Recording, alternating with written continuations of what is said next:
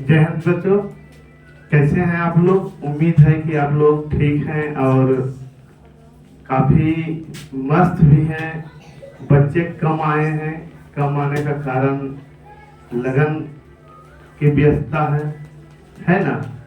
तो जो भी विद्यार्थी आए हैं आप लोग ध्यानपूर्वक समझिए और निश्चित रूप से समझ में आएगा। जो नहीं आए हैं तो YouTube से पढ़ेंगे। तो आज आप लोगों को पढ़ा रहे हैं निर्देशांक ज्यामिति,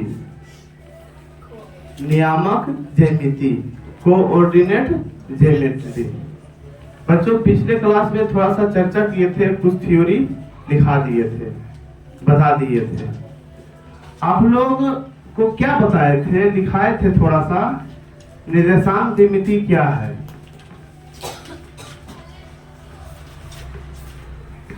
निर्देशांक ज्यामिति, कोऑर्डिनेट ज्योमेट्री है ना, या कार्तीय ज्यामिति। देखो सबसे पहले है क्या ये समझ लो। हम लोग अपने दैनिक जीवन में दूरी को मापते हैं, चीजें के बारे में समझते हैं, सब कुछ करते हैं। यह अध्याय जो है माप से संबंधित है। ज्यामिति में जितने भी आकृति पढ़े हैं उसका क्या, उसके बारे में परिमाप निकालते हैं, भुजाओं की लंबाई को ज्ञात करते हैं, क्षेत्रफल ज्ञात करते हैं। इस अध्याय में वही सब पढ़ने के लिए मिलेगा। बस अंतर क्या है, वहां दूरी रहता है, यहाँ दूरी नहीं रहेगा। यहाँ किसी बिंदु, कोई बिंदु है उसका निर्देशांक रहेगा, उसका नियामक रहेगा। तो आप लोगों को समझना है नियामक क्या है। उससे समझने से पहले एक दो टर्म समझना है। जैसे पूछे कि छतियनी की दूरी क्या है या शेखपुरा की दूरी क्या है, तो क्या बताओगे, कहां से। ऐसे दूरी नहीं बता सकते जब तक यह प्रश्न उसमें शामिल नहीं हो जाता है कि कहां से, तब तक जो है उसका सटीक जवाब मिलना कठिन है। अगर कहें कि 2 किलोमीटर तो कहना छठियारा से हम तो पूछ रहे थे, हम पूछ रहे थे चेवाड़ा से छतिनी कितना दूरी है, अंतर हो जाएगा ना। कहां से, जो ही प्रश्न बनता है कहां से, तो उसको कहते हैं इनिशियल पॉइंट, है ना, प्रारंभिक बिंदु।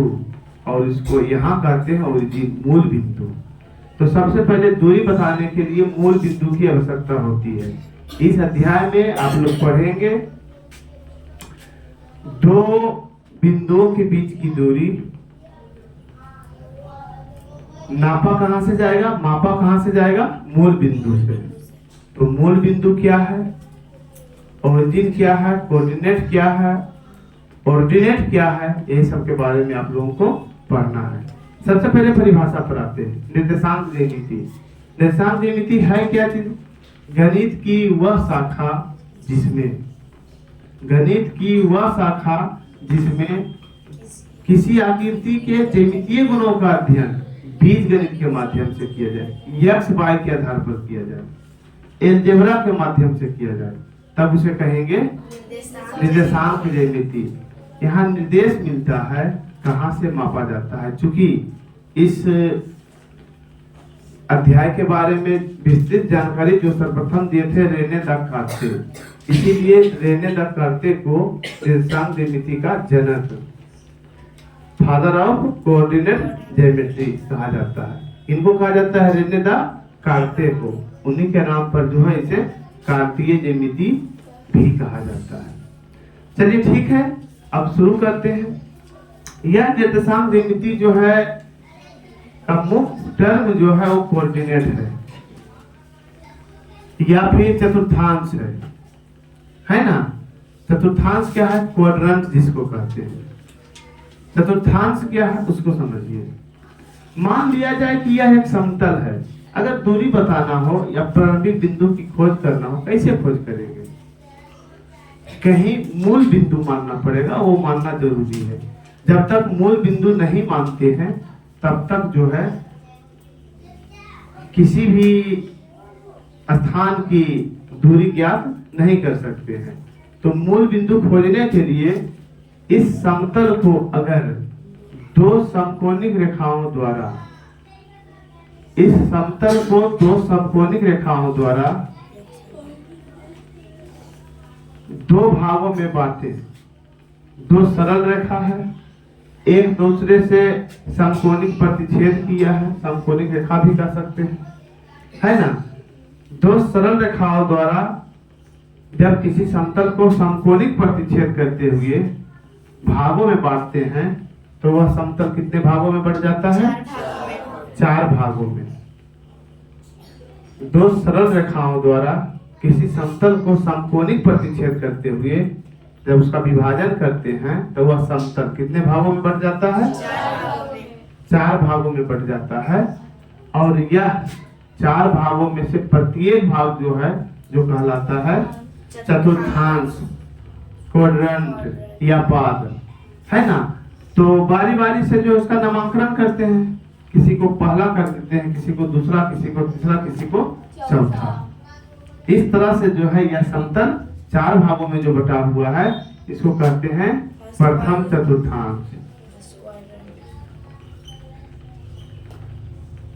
प्रथम चतुर्थांश या प्रथम पाद, है ना। फर्स्ट कोऑर्डिनेट, फर्स्ट क्वाड्रेंट,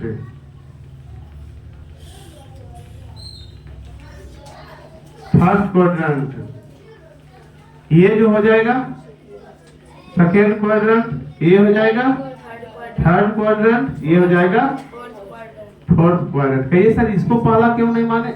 मानने का कोई तरीका होता है। अगर गणित में हमेशा चीजें बदलते रहेंगे तो अध्ययन में काफी असुविधा होगी।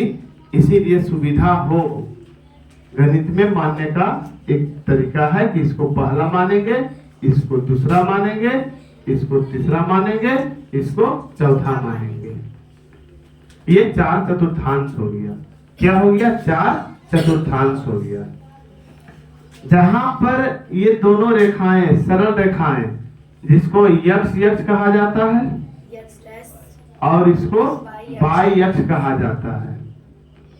यक्ष यक्ष और बाई यक्ष। अक्ष क्या है? एक्सिस क्या है?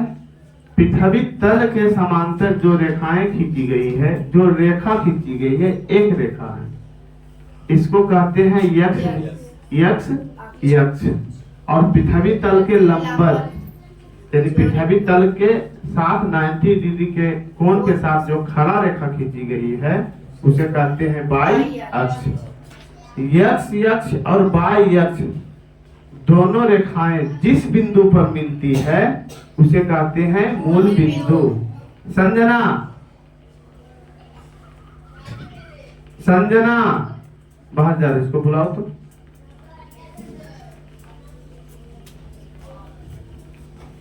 यक्ष यक्ष तथा बाई यक्ष दोनों रेखाएं जिस बिंदु पर मिलती है उसे कहते हैं मूल बिंदु।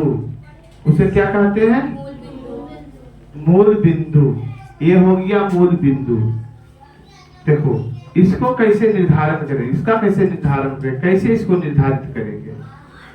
अगर आप लोग संख्या रेखा पढ़े होंगे तो ध्यान दिए होंगे, कोई रेखा है, वहां पर जो है एक मूल बिंदु होता है। क्या होता है? मूल बिंदु। वहां से राइट तरफ की मापी गई दूरी पॉजिटिव होता है और लेफ्ट तरफ की मापी गई दूरी नेगेटिव होता है। यहाँ सेम चीजें हैं, यहाँ भी चीजें सेम है। राइट तरफ की मापी गई दूरी पॉजिटिव होगा, लेफ्ट तरफ की मापी गई दूरी नेगेटिव होगा। ऊपर की ओर मापी गई दूरी पॉजिटिव होगा, नीचे की ओर मापी गई दूरी नेगेटिव होगा। शुरू कहां से होगा? दूरी कहां से मापेंगे?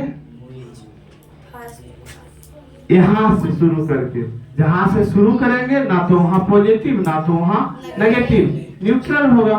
उसी को कहते हैं 0 0।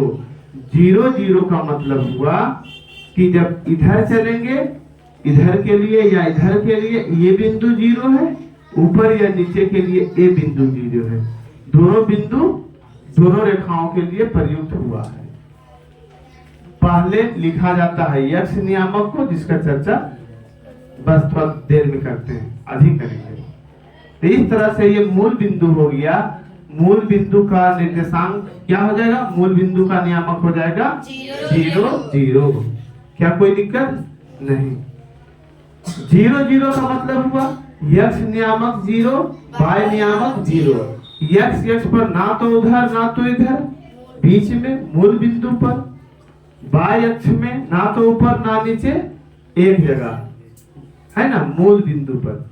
इस तरह से मूल बिंदु का खोज हो जाता है। क्योंकि इधर का चिन्ह पॉजिटिव है, इधर का चिन्ह पॉजिटिव है, तो फर्स्ट कोऑर्डिनेट जो है इसका चिन्ह पूछेगा, तो पहले x वाला प्लस, फिर y वाला प्लस। प्रथम चतुर्थांश का चिन्ह हो जाएगा प्लस प्लस। प्रथम चतुर्थांश का चिन्ह क्या हो जाएगा? Plus plus. द्वितीय चतुर्थांश का चिन्ह क्या हो जाएगा? पहले x वाला लिखा जाता है। पहले कौन सा लिखा जाता है? x वाला, और बाद में y वाला। x वाला हो जाएगा माइनस, और y वाला प्लस। सेकेंड क्वाड्रेंट का चिन्ह हो जाएगा माइनस प्लस। उसी तरह से थर्ड क्वाड्रेंट का चिन्ह हो जाएगा पहले x वाला माइनस, फिर y वाला माइनस। फिर फोर्थ चतुर्थांश का चिन्ह हो जाएगा पहले x वाला प्लस, बाद में माइनस, y वाला माइनस। यानी चतुर्थ चतुर्थांश का चिन्ह हो जाएगा प्लस माइनस। चाहे तो आप लोग लिख सकते हैं प्रथम चतुर्थांश का चिन्ह। आप लोग बोलिए क्या हो जाएगा? Plus plus. द्वितीय चतुर्थांश का चिन्ह माइनस प्लस। तृतीय चतुर्थांश का चिन्ह माइनस माइनस। चतुर्थ चतुर्थांश का चिन्ह प्लस माइनस। क्या हो जाएगा? Plus minus, plus minus. इस तरह से ये याद रखना है, ध्यान में रखना है, क्या कठिन है। अब देखिए, इसी में जो है मान लिया जाए किसी चतुर्थांश में कोई बिंदु है, कोई स्थान है, उसका निर्धारण कैसे करेंगे? यह जो रेखा है इसको किसी भी माप को एक इकाई मान लो, जितना सुटेबल हो। अगर इतना बड़ा को एक इकाई मान लो, 1 2 3 4 5 6 7, तो इतना इधर माइनस में होगा कि +1 होगा, 2 होगा, 3 होगा, 4 होगा, 5 होगा, 6 होगा, 7 होगा। तो उतना ही बड़ा जो इधर माइनस में होगा, -1 -2 -3 -4 -5। उसी तरह से उतना ही इकाई होगा, 1 +1 होगा, +2 होगा, +3 होगा, +4 होगा, +5 होगा। समझना आई? -1 होगा, -2 होगा, -3 होगा, -4 होगा, -5 होगा, -6 होगा। इस तरह से जो है चिन्ह हो जाएगा। मान लिया जाए कोई बिंदु है ना, कोई बिंदु फर्स्ट क्वाड्रेंट में ले लेते हैं, प्रथम चतुर्थांश में ले लेते हैं। इसको मिटा दें, शॉर्ट में लिख दें, या इसमें लिखा हुआ है कोई बिंदु यहाँ है, यहाँ कोई बिंदु है, ए कोई बिंदु है। अब ए कोई बिंदु है ना, ये है, ये एक बिंदु है। जब ए बिंदु का आकलन करते हैं, पढ़ते हैं, उसके बारे में समझते हैं, तो समझ में आता है कि मूल बिंदु से एक इकाई इधर है और 2 इकाई ऊपर है।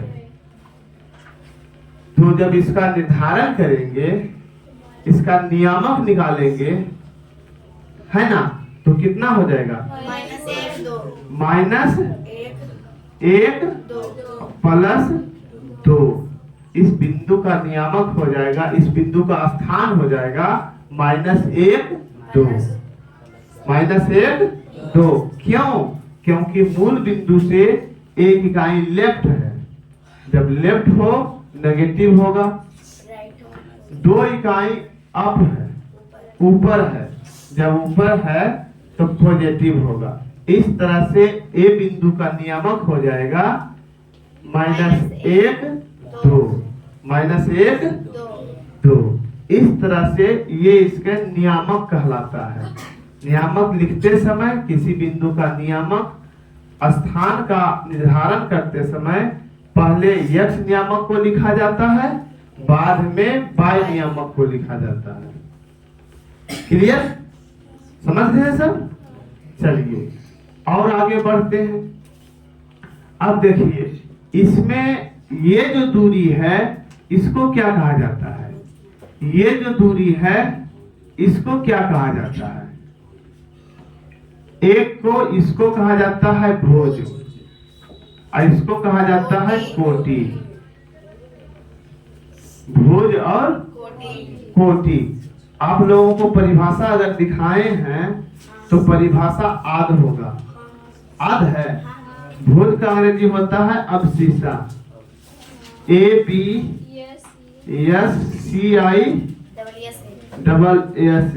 और कोटि का होता है ऑर्डिनेट, ORDINATE। VVI है, ये परीक्षा में पूछते रहता है क्लास 10 में। भुज सीधा समझ जाओ, अपना भुज चुप रहता है ना, हाथ फैला दो, जो ऐसे है भुज है। समझने का समान तरीका समझ रहे सारा विद्यार्थी?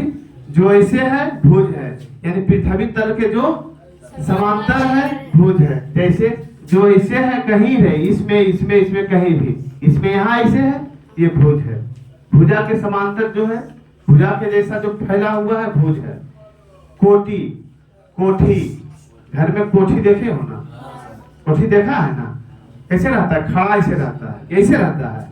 ऐसे रहता है। जो कोठी के जैसा हो वो कोटि है, जो कोठी के जैसा हो वो कोटि है। कोठी के जैसा कौन है? अगर इसका नामांकन कर दें, यहाँ ए दे दिए, बी सी, मूल बिंदु को समानता ओ द्वारा डिनोट किया जाता है। ठीक, तो यहाँ भुज हो जाएगा AC, कोटि हो जाएगा AB।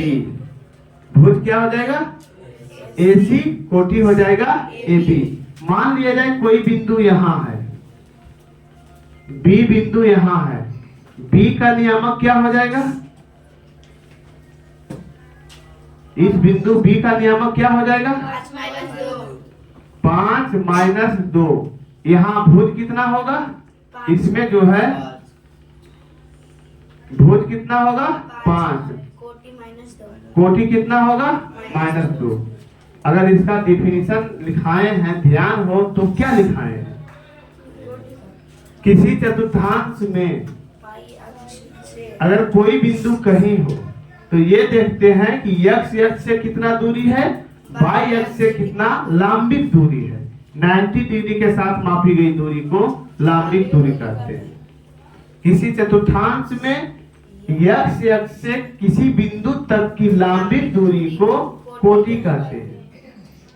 किसी चतुर्थांश में x से किसी बिंदु तक की लांबिक दूरी को कोटि कहते हैं। किसी चतुर्थांश में y से किसी बिंदु तक की लांबिक दूरी को भुज कहते हैं। हमेशा इसमें दिक्कत होता है विद्यार्थियों को, कोटि भुज में पता नहीं चलता है, सीधा याद रखना है। भुज के समांतर जो है, बाँ के समांतर जो है, भुजा के समांतर जो है भुज है, कोठी के समांतर जो है वह कोटि है ना? एक चीज और, नियामक लिखते समय पहले भुज को लिखा जाता है, बाद में कोटि को लिखा जाता है। चूंकि भुज जो होता है यक्ष नियामक का एक पार्ट होता है, इसलिए भुज को यक्ष निर्देशांक भी कहा जाता है और कोटि को बाय निर्देशांक या बाय नियामक भी कहा जाता है। यानी यक्ष के समांतर जो है भुज है, यक्ष नियामक है, बाई अक्ष के समांतर जो है बाई नियामक है कोटि है। तो इस तरह से भुज और कोटि अब्सिस्सा और ऑर्डिनेट यहाँ तक बच्चों आप लोगों को समझ में आ गया होगा। क्या यहाँ तक में कोई दिक्कत यहाँ तक है? आगे बढ़ते हैं। चमक रहा हुआ उसको पर्दा को लगा दो, ऊपर फंसा दो। जाओ कोई विद्यार्थी अमरजीत देखिए, मूल बिंदु पढ़ लिए, यक्ष नियामक पढ़ लिए, यक्ष का पढ़ लिए, बाह्य नियामक पढ़ लिए, चतुर्थांश या पाद पढ़ लिए, है ना। इस तरह से जो है लगता है कि इतना ही के बाद आपका चैप्टर जो है क्लियर हो जाएगा। किसी बिंदु का स्थान कैसे निर्धारण करेंगे, कैसे उसको बताएंगे, उसको देखिए समझिए। कह रहा है कार्तीय तल में किसी बिंदु के निर्धारण करने वाली क्षैतिज और ऊर्ध्व रेखाओं के नाम लिखें। चूंकि कार्तीय तल या निर्देशांक तल, नियामक तल जो बोलो, कोऑर्डिनेट ज्योमेट्री है, इसका जो समतल है इसको कार्तीय तल कहते हैं। इसमें जो दो रेखा है, दो रेखा कौन कौन सी रेखा है? यक्ष यक्ष बाई यक्ष। दो रेखाओं के नाम क्या हो जाएगा? यक्ष यक्ष बाई यक्ष। इन दो रेखाओं से बने तल में प्रत्येक भाग के नाम लिखो। इन दोनों रेखाओं के प्रतिच्छेद के बाद जो भाग बने हैं, कितने भाग बने हैं? 4 भाग। प्रत्येक भाग क्या कहलाता है? प्रथम चतुर्थांश, द्वितीय चतुर्थांश, तृतीय चतुर्थांश, चतुर्थ चतुर्थांश। उस बिंदु का नाम बताइए जहां ये दोनों रेखाएं आपस में प्रतिच्छेद करती हो। उस बिंदु को कहते हैं मूल बिंदु। प्रत्येक बिंदु में प्रत्येक किस चतुर्थांश में है? देखो, बिंदुओं का स्थान निर्धारण करना। जैसे मान लिया जाए कोई बिंदु दिया हुआ है 2 और 1, किस चतुर्थांश में ये बिंदु होंगे? ए बिंदु है, इसका नियामक 2 है। 2 और 1 किस चतुर्थांश में होगा? पहले 2, 1 2 प्लस में 1 माइनस में, प्लस में ही। इसी बिंदु है ए, है ना। ये बिंदु क्या है? ए। अगर किताब के अनुसार चले तो ए बिंदु है जिसका नियामक 2 1 है। हम ऐसे यहाँ माने हैं, अपने समझाने के लिए लिए हैं अलग से। तो इसको ये डैश कर दो। यहाँ 2 और 1 दिया हुआ है। तो प्रथम चतुर्थांश में 2 1 किस चतुर्थांश में हो जाएगा? प्रथम चतुर्थांश में हो जाएगा। इसी तरह से कोई भी बिंदु हो उसको बता दोगे ना। यच दिया हुआ है, 8 नंबर यच दिया हुआ है। इसमें कर रहा है -1 -4, दोनों माइनस किस चतुर्थांश में होते हैं?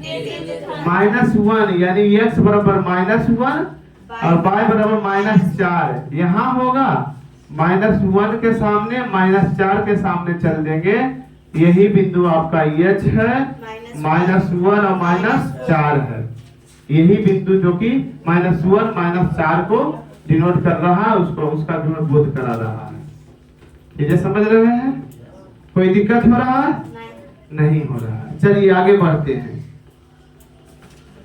देखिए, अगर कोई बिंदु यक्ष पर है, अगर कोई बिंदु इसी पर है, मान लिया जाए यहाँ पर है कोई बिंदु, तो इसका नियामक क्या हो जाएगा? P बिंदु है, तो इसका नियामक क्या हो जाएगा? पहले 1 2 3 4 हो जाएगा, अब y बराबर 0 हो जाएगा। यानी यक्ष पर कोई बिंदु कहीं भी हो तो उसका y नियामक 0 होगा। उसी तरह से y अक्ष पर मान लीजिए कोई बिंदु यहाँ है, यहाँ पर कोई बिंदु है Q है, तो इसका नियामक क्या हो जाएगा? 0 4। पहले हो जाएगा 0, ना इधर 0 के सामने यहाँ बिंदु है, यहाँ लिखे है ना, यहाँ बिंदु है 4, y बराबर 4। y अक्ष पर कोई बिंदु कहीं भी हो उसका यक्ष नियामक जो क्या होगा? वो 0 होगा। इसी तरह से फिर से समझ लीजिए, यक्ष पर कोई बिंदु कहीं हो, यक्ष पर अगर बिंदु कहीं है तो उसका y नियामक 0 होगा। y अक्ष पर कोई बिंदु कहीं है तो उसका यक्ष नियामक 0 होगा। उसका यक्ष नियामक 0 होगा। कोई दिक्कत? कोई दिक्कत नहीं। तो इस तरह से आपका 3 नंबर भी बन जाएगा। थोड़ा सा ध्यान दीजिएगा। निम्नलिखित बिंदुओं को समकोणीय निर्देशांक पद्धति में निरूपित करें। कोई बिंदु दिया हुआ है जिसे उसी के बारे में बता रहे हैं, कहीं डिनोट करना रहेगा, दिखाना रहेगा। दिखा दोगे या नहीं दिखेगा? दिखा देंगे। दिखा दोगे ना? ये हुआ, ध्यान दो ना इधर, उसको दिखा दोगे ना। जैसे कहेगा -5 और -10 को दिखाओ। -5 यानी यहाँ हो जाएगा, -10 नीचे हो जाएगा, 6, 7, 8, 9, 10 इस सामने लगभग हो जाएगा। तो इस तरह से जो है ना, आपको दिखाना है, आपको बनाना है। 5 नंबर का रहा, नीचे दी गई आकृति को देखकर निम्नलिखित कथनों को पूरा करें। बिंदु बी का भुज और कोटि क्रमशः इधर दिया हुआ है, आपके किताब में इधर ग्राफ बनाया हुआ है, मतलब चतुर्थांश बनाकर बिंदु दिया हुआ है। बी बिंदु का भुज पूछ रहा है, कोटि पूछ रहा है। भुज कितना हो जाएगा? 1, 2, 3, 4। कोटि कितना हो जाएगा? 1, 2, 3। देखिए किताब और समझिए। पहले जो लिखाता है वह भुज होता है, बाद में जो लिखाता है कोटि लिखाता है। अतः बी का निर्देशांक हो जाएगा कितना? 4, 3। बी का निर्देशांक कितना हो जाएगा? 4, 3। जैसे बच्चों यही कह रहा है, यहाँ बिंदु दिया हुआ है और इसका ये लिखना है, तो पहले x वाला देखेंगे, बाद में y वाला देखेंगे। जो पहला हुआ ये भुज हुआ, जो दूसरा हुआ ये कोटि हुआ, ये जो दोनों हुआ वो नियामक हुआ। तो b का नियामक यहाँ हो जाएगा 5 - 2। किताब में b का नियामक है 4, 3। बन जाएगा ना? इस तरह से फर्स्ट चैप्टर आपका रह गया होमवर्क। फर्स्ट चैप्टर क्या हो गया? होमवर्क। इसी में वस्तुनिष्ठ प्रश्न है, वो भी बन जाएंगे। किन्हीं को कहीं दिक्कत हो, वीडियो का सहारा लीजिएगा। YouTube पर एक बार नहीं 2 बार देख लीजिएगा, निश्चित रूप से पूरा चैप्टर समझ में आएगा। इस तरह से आज यही खत्म करते हैं चैप्टर 1 5.1 पूरा होमवर्क। क्लियर? Yes sir. किन्हीं को कोई दिक्कत? कोई विद्यार्थी पूछेंगे कुछ? चलिए, थैंक यू, धन्यवाद।